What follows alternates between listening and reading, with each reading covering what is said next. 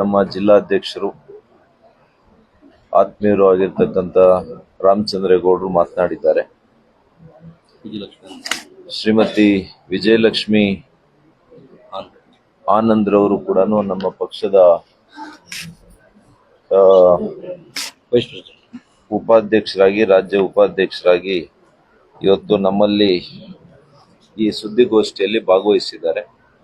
ಅದೇ ರೀತಿ ನಮ್ಮ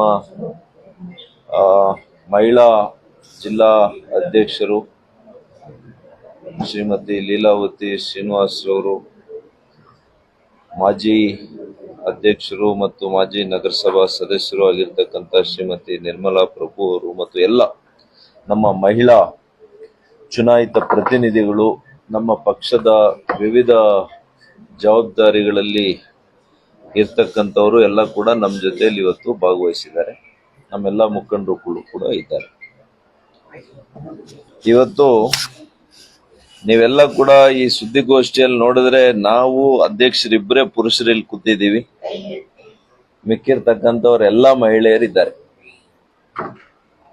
ಈ ರೀತಿಯ ವಾತಾವರಣ ಇಡೀ ದೇಶದಲ್ಲಿ, ಭಾರತ ದೇಶದಲ್ಲಿ ಆಗಬೇಕು ಅಂತೇಳಿ ನಮ್ಮ ಪ್ರಧಾನ ಮಂತ್ರಿಗಳು ಶ್ರೀ ನರೇಂದ್ರ ಮೋದಿಜಿಯವರು ಅಂದಾಜು ಮಾಡಿದ್ರು ಮತ್ತು ಒಂದು ಬದ್ಧತೆಯಿಂದ ಇವತ್ತು ನಾರಿ ಶಕ್ತಿ ವಂದನಾ ಅಧಿನಿಯಮ ಈ ಒಂದು ಕಾಯ್ದೆಯನ್ನ ತಿದ್ದುಪಡಿ ಮಾಡಿ ಮಹಿಳೆಯರಿಗೆ ರಾಜಕೀಯ ಶಕ್ತಿಯನ್ನ ತುಂಬಲಿಕ್ಕೆ ಪ್ರಾಮಾಣಿಕ ಪ್ರಯತ್ನ ನಮ್ಮ ಪಕ್ಷದ ಸರ್ಕಾರ ಮಾಡಿದೆ. ಅದಕ್ಕೆ ವಿಶೇಷವಾಗಿರ್ತಕ್ಕಂಥ ಸದನ ಕಲಾಪವನ್ನ ಕೂಡ ಕರೆದ್ರು ಮಾನ್ಯ ಪ್ರಧಾನ ಮಂತ್ರಿಗಳು. ತಮ್ಗೆ ಗೊತ್ತಿದೆ, ಕಳೆದ ವಾರ 3 ದಿವಸ ನಾವು ಅಲ್ಲಿದ್ವಿ. ಮೊದಲನೇ ದಿವಸ ಬೆಳಗಿನ ಜಾವ 1 ಗಂಟೆ ನಾನು ಮನೆಗೆ ಹೋಗಿದ್ದು. 1 ಗಂಟೆ 20 ನಿಮಿಷಕ್ಕೆ ನಾನು ಮನೆಗೆ ಹೋದೆ ಬೆಂಗಳೂರಿನಲ್ಲಿ, ಡೆಲ್ಲಿಯಲ್ಲಿ. 1:10ವರೆಗೂ ಕೂಡ ಚರ್ಚೆ ಆಯಿತು. ಅನೇಕ NDA ಸದಸ್ಯರುಗಳು, ನಮ್ಮ ಲೋಕಸಭಾ ಸದಸ್ಯರುಗಳು ಮಹಿಳೆಯರಿಗೆ ಯಾಕೆ ಕೊಡಬೇಕು ರಾಜಕೀಯ ಶಕ್ತಿ, ಯಾವ್ಯಾವ ದೇಶಗಳಲ್ಲಿ ಮೀಸಲಾತಿಯನ್ನ ಕೊಟ್ಟಿದ್ದಾರೆ, ಮಹಿಳಾ ಮೀಸಲಾತಿಯನ್ನ, ಅನೇಕರು ಇದರ ಬಗ್ಗೆ ಮಾತನಾಡಿ. ಇವತ್ತು ಕಾಂಗ್ರೆಸ್ ಮಾತ್ರ, ಕಾಂಗ್ರೆಸ್ ಪಕ್ಷ ಇಂಡಿ ಮೈತ್ರಿ ಕೂಟ ಇದೆಯಲ್ಲ, DMK, ಸಮಾಜವಾದಿ ಪಕ್ಷ ಮತ್ತು ಅವರ ಜೊತೆಯಲ್ಲಿ ಇರ್ತಕ್ಕಂಥ ಎಲ್ಲ ಅವರ ಮೈತ್ರಿಕೂಟದ ಸದಸ್ಯರುಗಳೆಲ್ಲ ಕೂಡ ಇದಕ್ಕೆ ವಿರೋಧವನ್ನ ಮಾಡಿದ್ರು. ಮಹಿಳೆಯರಿಗೆ ಮೀಸಲಾತಿಯನ್ನ ವಿರೋಧವನ್ನ ಮಾಡಿದ್ರು. ಇದೇನು ಹೊಸದಲ್ಲ ಕಾಂಗ್ರೆಸ್ ಪಕ್ಷಕ್ಕೆ. ಅವರು ಈ ದೇಶದಲ್ಲಿ ಆಳ್ವಿಕೆ ನಡೆಸಿರೋದು 50 ವರ್ಷಕ್ಕೂ ಹೆಚ್ಚು ಮಾಡಿದ್ದಾರೆ, 60 ವರ್ಷ ಬಹುಶಃ. ಈ 50ರಿಂದ 60 ವರ್ಷದಲ್ಲಿ ಯಾವಾಗಲೂ ಕೂಡ ಮಹಿಳಾ ಮೀಸಲಾತಿಗೆ ಅವರು ಒಪ್ಪಿಗೆಯನ್ನ ಕೊಟ್ಟಿರಲಿಲ್ಲ. ಮಹಿಳಾ ಮೀಸಲಾತಿ ಕೊಟ್ಟಿಲ್ಲ ಅವರು. 1996ರಲ್ಲಿ ಮೊದಲನೇ ಸಲಿ ನಮ್ಮ ರಾಜ್ಯದ ಮಾಜಿ ಪ್ರಧಾನಿಗಳು ಶ್ರೀ ದೇವೇಗೌಡರು ಪ್ರಧಾನ ಮಂತ್ರಿಗಳಾಗಿದ್ದಾಗ ಈ ಕಾಯ್ದೆಯನ್ನ ತಂದ್ರು. ಆಗ ಯುನೈಟೆಡ್ ಫ್ರಂಟ್ ಸರ್ಕಾರ, ಯಾರು ಕೂಡ ಅದಕ್ಕೆ ಬೆಂಬಲ ಕೊಡ್ಲಿಲ್ಲ, ಬಿದ್ದೋಯ್ತು ಕಾಯ್ದೆ. ಅನೇಕ ಬಾರಿ ಆಯ್ತು ಈ ರೀತಿಯಲ್ಲಿ, ಸುಮಾರು ಪ್ರಯತ್ನಗಳು ನಡೀತು. ಅದಾದ್ಮೇಲೆ VP ಸಿಂಗ್ ಬಂದ್ರು, ವಾಜಪೇಯಿ ಅವರು, ಅಟಲ್ ಬಿಹಾರಿ ವಾಜಪೇಯಿ ಅವರು 2 ಬಾರಿ ಅವರು ಕೂಡ ಪ್ರಯತ್ನ ಮಾಡಿ, ಅವಾಗ್ಲೂ ಕೂಡ ಆಗ್ಲಿಲ್ಲ. ಮನಮೋಹನ್ ಸಿಂಗ್ ರವರು ಬಹುಶಃ 2010 ಅಂತ ಕಾಣ್ತದೆ, ಅವ್ರ ಕಾಲದಲ್ಲಿ ಲೋಕಸಭೆಯಲ್ಲಿ ಮಾತ್ರ ಪಾಸ್ ಆಯ್ತು, ಆದರೆ ರಾಜ್ಯಸಭೆಯಲ್ಲಿ ಬಿದ್ದೋಯ್ತು. ಅಂದ್ರೆ ಕಾಯ್ದೆ ಹೋಯ್ತು. ಅಂತಿಮವಾಗಿ ಮಾನ್ಯ ಪ್ರಧಾನಮಂತ್ರಿಗಳ ದಿಟ್ಟತನದಿಂದ 2023ರಲ್ಲಿ ಈ ಮೀಸಲಾತಿಯನ್ನ 2 ಸದನಗಳಲ್ಲಿ, ಲೋಕಸಭೆ ಮತ್ತು ರಾಜ್ಯಸಭೆ ಎರಡರಲ್ಲೂ ಕೂಡ ಪಾಸ್ ಮಾಡಿ ಮೀಸಲಾತಿಯನ್ನ ಮೊದಲನೇ ಬಾರಿ ಮಾನ್ಯ ನರೇಂದ್ರ ಮೋದಿ ಅವರ ಸರ್ಕಾರ ಮಾಡಿರುವಂತದ್ದು. ಇದು ಚರಿತ್ರೆ, ಇತಿಹಾಸ. ಇವತ್ತು ನಮ್ಮ ಕಾಂಗ್ರೆಸ್ ಸರ್ಕಾರ ಏನ್ ತಿಳ್ಕೊಂಡಿದ್ದಾರೆ, ಇವತ್ತು ಕರ್ನಾಟಕ ರಾಜ್ಯದಲ್ಲಿ ಗೃಹಲಕ್ಷ್ಮಿ ಕೊಡ್ತಾ ಇದಲ್ಲ, 2,000 ಕೊಟ್ರೆ ಸಾಕು, 2,000 ಕೊಟ್ರೆ ಸಾಕು ಅವ್ರಿಗೆ, ಮಹಿಳೆಯರಿಗೆ. ಅವ್ರಿಗೆ ಯಾಕೆ ರಾಜಕಾರಣ ಬೇಕು? ಅವ್ರನ್ನ ಯಾಕೆ MLA ಮಾಡ್ಬೇಕು? ಅವ್ರನ್ನ ಯಾಕೆ MP ಮಾಡ್ಬೇಕು? ಗೃಹಲಕ್ಷ್ಮಿ ಸಾಕು, ರಾಜಲಕ್ಷ್ಮಿ ಯಾಕೆ ಅಂತ. ಆದ್ರೆ ನಾವು ಕೇಳ್ತೀವಿ, ಗೃಹಲಕ್ಷ್ಮಿ ಸಾಕಾಗಲ್ಲಪ್ಪ, ಅವ್ರಿಗೆ ರಾಜಲಕ್ಷ್ಮಿ ಆಗ್ಬೇಕು, ಅವರಿಗೆ ರಾಜಕೀಯ ಶಕ್ತಿಯನ್ನ ಕೊಡುವಂತ ಕೆಲಸ ಮಾಡ್ಬೇಕಾಗಿತ್ತು ನಾವು.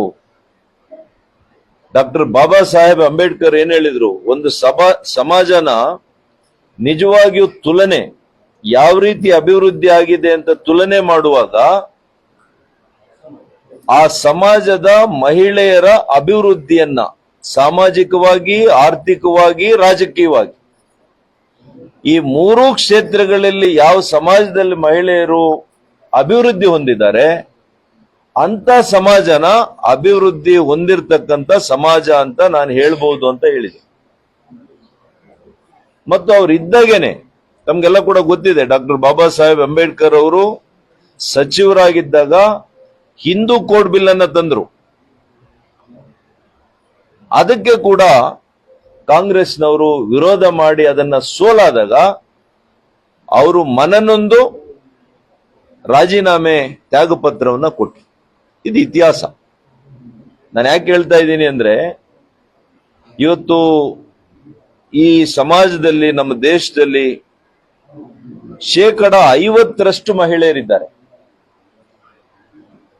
ಅವರಿಗೆ ನಾವೇನು 50% ಪ್ರಾತಿನಿಧ್ಯ ಕೊಡುವಂತ ಪ್ರಸ್ತಾವನೆ ಅಲ್ಲ ಇದು. 33% ರಿಸರ್ವೇಶನ್ ಕೊಡುವಂತ ಪ್ರಸ್ತಾವ. ಅದಕ್ಕೆ ಯಾಕೆ ವಿರೋಧ ಮಾಡಿದ್ರು ಕಾಂಗ್ರೆಸ್? ಮಹಿಳೆಯರು ಏನ್ ತಪ್ಪು ಮಾಡಿದ್ದಾರೆ? ಇವತ್ತು ಪ್ರಧಾನಮಂತ್ರಿಗಳು ನಮ್ಮ NDA ಸರ್ಕಾರ ಬಂದ ಮೇಲೆ ಸಾಮಾಜಿಕವಾಗಿ, ಆರ್ಥಿಕವಾಗಿ ಅವರೆಲ್ಲ ಕೂಡ ಮುಂದೆ ಬರಬೇಕು, ಅಭಿವೃದ್ಧಿ ಹೊಂದಬೇಕು ಅಂತೇಳಿ ಅನೇಕ ಕಾರ್ಯಕ್ರಮಗಳು ನಮ್ಮ ಸರ್ಕಾರ ಕೊಟ್ಟಿದೆ. ಇವತ್ತು ಉಜ್ವಲ ಯೋಜನೆ ಅಡಿಯಲ್ಲಿ 10 ಕೋಟಿ ಮಹಿಳೆಯರ ಮನೆಗಳಲ್ಲಿ ಇವತ್ತು ಗ್ಯಾಸ್ ಸ್ಟವ್ ಅನ್ನ ಕೊಟ್ಟಿದ್ದೀವಿ.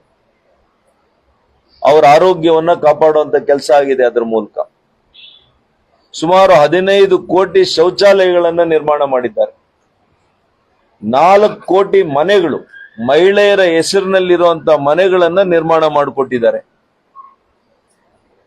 ಮತ್ತು ಲಖ್ಪತಿ ದೀದಿಗಳು, ಮುದ್ರಾ ಯೋಜನೆ, ಇವೆಲ್ಲ ಕೂಡ ಮಹಿಳೆಯರಿಗೆ ಒಂದು ಸಾಮಾಜಿಕವಾಗಿ, ಆರ್ಥಿಕವಾಗಿ ಅವರು ಸಬಲರಾಗಬೇಕು, ಚೈತನ್ಯ ಉಳ್ಳವರಾಗಬೇಕು ಅನ್ನುವಂತ ಕಾರಣದಿಂದ ಕೊಟ್ಟಂತ ಕಾರ್ಯಕ್ರಮ. ಇದರ ಜೊತೆಗೆ ಇವತ್ತು ರಾಜಕೀಯ ಶಕ್ತಿಯನ್ನು ಕೂಡ ಅವರು ಕೊಟ್ಟಿದ್ರೆ ಕೇವಲ ಮಹಿಳೆಯರ ಅಭಿವೃದ್ಧಿ ಮಾತ್ರ ಆಗ್ತಾ ಇರಲಿಲ್ಲ. ಒಂದು ಮಹಿಳೆ ಕಲಿತರೆ ಹೆಂಗೆ ಒಂದು ಶಾಲೆ ತೆರೆದಂತೆ ಅಂತ ಒಂದು ನಾಣ್ಣುಡಿ ಇದೆ. ಅದೇ ರೀತಿಯಲ್ಲಿ ಮಹಿಳೆಯರು MLAಗಳು, MPಗಳು, ಸಂಸದರು, ಶಾಸಕರಾಗಿದ್ದಿದ್ರೆ ಇಡೀ ದೇಶದ ಸಾಮಾಜಿಕ, ಆರ್ಥಿಕ, ರಾಜಕೀಯ ಒಂದು ದೊಡ್ಡ ಬದಲಾವಣೆ ಆಗಿರೋದು ಮತ್ತು ಇಡೀ ನಮ್ಮ ದೇಶ ವಿಶ್ವದಲ್ಲೇನೆ ಒಂದು ದೊಡ್ಡ ಶಕ್ತಿಯಾಗಿ, ಮತ್ತಷ್ಟು ದೊಡ್ಡ ಶಕ್ತಿಯಾಗಿ ಹೊರಹೊಮ್ಮಲಿಕ್ಕೆ ಅವಕಾಶ ಇತ್ತು. ಆದರೆ ಇದ್ಯಾವುದನ್ನು ಕೂಡ ಇವರು ಅವಕಾಶ ಮಾಡಿಕೊಡ್ಲೇ ಇಲ್ಲ. ಇವರೇನಿದ್ರು ಆ ಬಸ್ಸಲ್ಲಿ ಒಂದು ಸೀಟ್ ಕೊಟ್ಬಿಡ್ತೀವಿ ಫ್ರೀ, ಶಕ್ತಿ ಯೋಜನೆ ಮಾಡ್ಕೊಟ್ಬಿಡ್ತೀವಿ ಸಾಕು ಅಂತ. ಅವ್ರಿಗೆ ಬಸ್ಸಲ್ಲಿ ಸೀಟ್ ಅಲ್ಲ ಮುಖ್ಯ, ವಿಧಾನಸೌಧದಲ್ಲಿ, ಲೋಕಸಭೆಯಲ್ಲಿ ಸೀಟ್ ಕೊಡಬೇಕಾಗಿತ್ತು.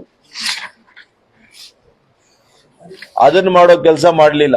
ಅವ್ರೇನ್ ತಿಳ್ಕೊಂಡಿದ್ದಾರೆ, ಮಹಿಳೆಯರು ಇರೋದೇನೆ ಮನೆಯಲ್ಲಿ ಬಹುಶಃ ಅಡಿಗೆ ಮಾಡ್ಲಿಕ್ಕೋ ಅಥವಾ ಮಕ್ಕಳ ಆರೈಕೆ ಮಾಡ್ಲಿಕ್ಕೋ, ಹಿರಿಯರನ್ನ ನೋಡ್ಕೊಳ್ಳಿಕ್ಕೆ ಮತ್ತು ಇವರಿಗೆ ವೋಟ್ ಬೇಕಾಗಿರುವಂತ ಸಂದರ್ಭದಲ್ಲಿ ಸಾಲು ಸಾಲಾಗಿ ನಿಂತು ಇವರಿಗೆ ವೋಟ್ ಹಾಕ್ಲಿಕ್ಕೆ ಮಾತ್ರ ಅಂತ ತಿಳ್ಕೊಂಡಿದ್ದಾರೆ.